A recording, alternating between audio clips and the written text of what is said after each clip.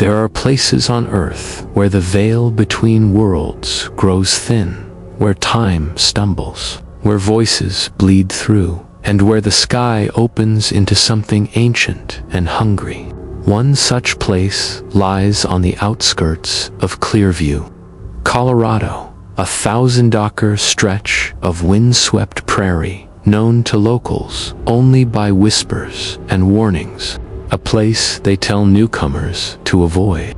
A place where lights crawl across the horizon, where cattle vanish without a sound, and where no family lasts longer than a winter. In December of 1998, the Ramirez family, Carlos, Elena, and their children, Mateo and Sofia, purchased the property at a fraction of its value. The ranch was beautiful at first glance. Rolling fields dusted with snow, a weathered farmhouse beneath endless stars, and a barn standing like an old sentinel against the wind. But even in daylight, something felt wrong. The silence was too complete. Not a single bird or insect, not a distant coyote howl, just the sound of wind sliding across dry grass like a whispering voice. The locals refused to help them move in. They offered no welcome, only warnings spoken in nervous tones. Whatever you see at night, don't go outside. If you hear voices, don't answer. And if the sky turns blue, run. The first night began quietly. Then, at 2:11 a.m., the vibrations came, a deep, rhythmic humming, rising through the floorboards like something enormous moving beneath the earth. The walls trembled. The windows shook violently in their frames. Outside, every animal screamed in terror. Then came the light, a column of blinding pale blue radiance erupting from beyond the barn, tearing upward into the sky like a funnel of lightning. When it disappeared, silence returned. But something had followed it back. The next morning, the family discovered 3 long claw marks carved deep into their wooden porch, each one nearly an inch thick, gouged as though by something with impossible strength. The snow around the house showed no prints. Nothing had walked there. Nothing human. From that moment forward, the Ramirez family lived not in a ranch, but in a hunting ground. The second morning brought horror. Sophia's scream ripped across the frozen landscape, and when the family ran to her, they froze in disbelief. Spread across the north pasture were the bodies of 26 cattle, arranged in a perfect spiral. There were no tracks, no struggle, and no blood. Each animal had been dissected with surgical precision, circular incisions around organs removed with impossible cleanliness, bones polished white as porcelain. At the spiral's center lay a blackened crater, its surface melted into glass-like ice, as though scorched by a heat. When Carlos touched it with a metal tool, the device shook violently, vibrating with a deep internal hum.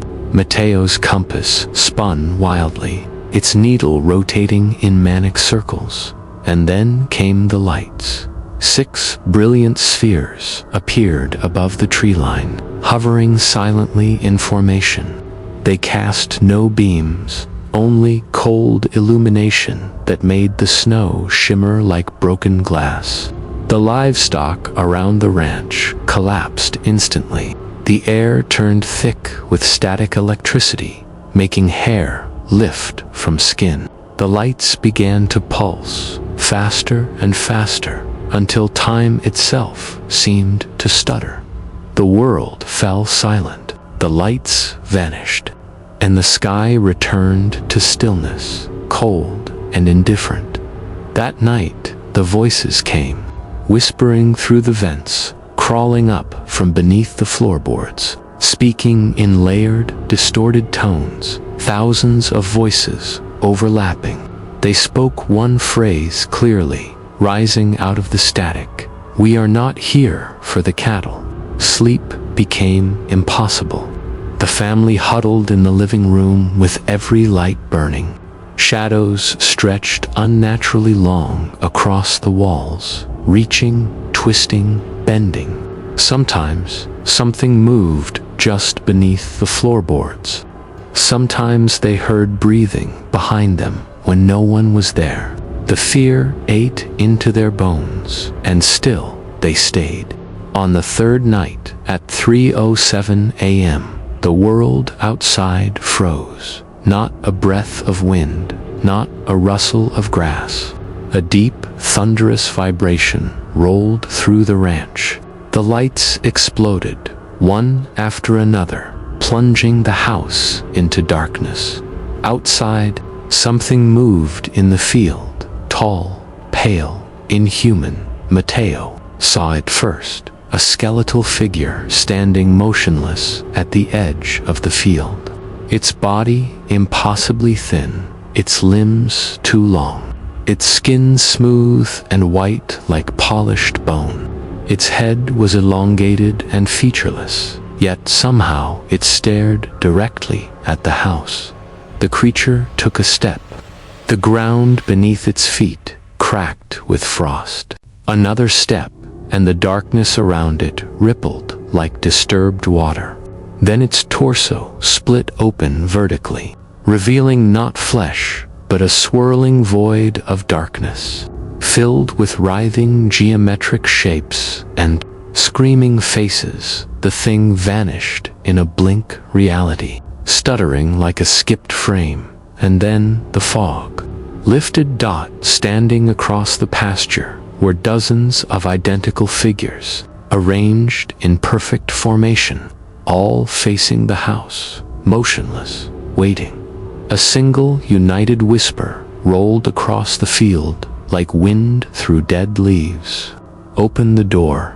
Carlos fired the rifle, and the muzzle flash illuminated the field, but the creatures remained unmoved, unaffected. They dissolved into blinding light, and the field went empty. But footsteps, massive and three-toed, appeared in the snow, leading straight up to the porch, stopping inches from the door. Realizing they were dealing with something beyond understanding, Carlos contacted a local university physicist rumored to investigate phenomena. Dr. Helena Strauss arrived with a small research team and equipment designed to measure magnetic anomalies and atmospheric distortion. Within minutes, their instruments went haywire. Static electricity built in the air. Frequencies spiked, not randomly, but rhythmically, like patterned communication. Something was trying to speak. The sky darkened. A spiral of clouds formed overhead, rotating counterclockwise. A tear of electric blue light ripped through the center, opening a wound in reality itself. Through the rift, something vast moved, a shadow the size of a mountain, shifting like liquid darkness. The field bent downward as if gravity itself were warping. Matter twisted, time fractured. Then something stepped out, a titanic shape with countless limbs, crawling forward like an insect made of black smoke and bone. Tentacles dragging across the ground, each movement accompanied by a chorus of human screams. The creature radiated a presence so powerful that everyone dropped to their knees. Unable to breathe, Sophia collapsed, convulsing violently, speaking in a voice not her own, a deep, layered tone that reverberated through the soul. She stared directly into the light and whispered, "It has been here before. It will take everything." Then she fell silent. The rift snapped shut with explosive force, sending a shockwave across the ranch that shattered windows and tore the barn doors from their hinges. When the dust settled, Sophia was gone. No footsteps, no sign, no trace. Only the echo of her scream still trapped in the air. 3 days later, the storm came, black thunderheads rolling in without warning, lightning striking the ground in silent flashes, illuminating silhouettes of figures standing in the field once again. The voices returned louder now, echoing inside walls, inside minds, inside bones.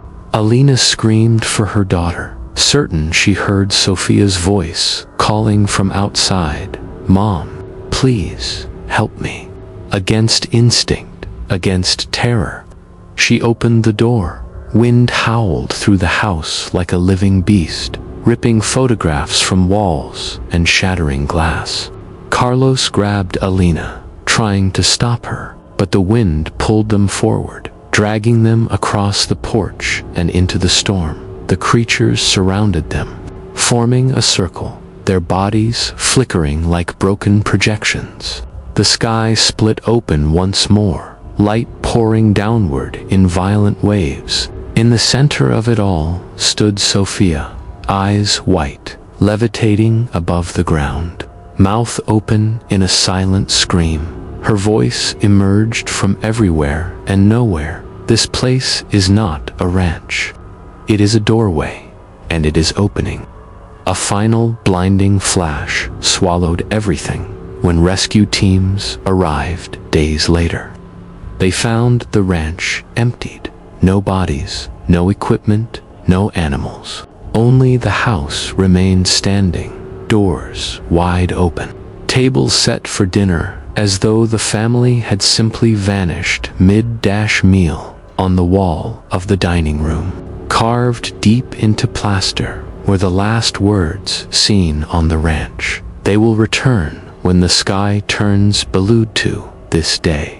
Lights are still seen above the Clearview property. Voices still echo across the fields. And no one, not even the government that now patrols the perimeter, dares step foot inside the gates. Whatever lives beneath the ground is not finished. It is waiting.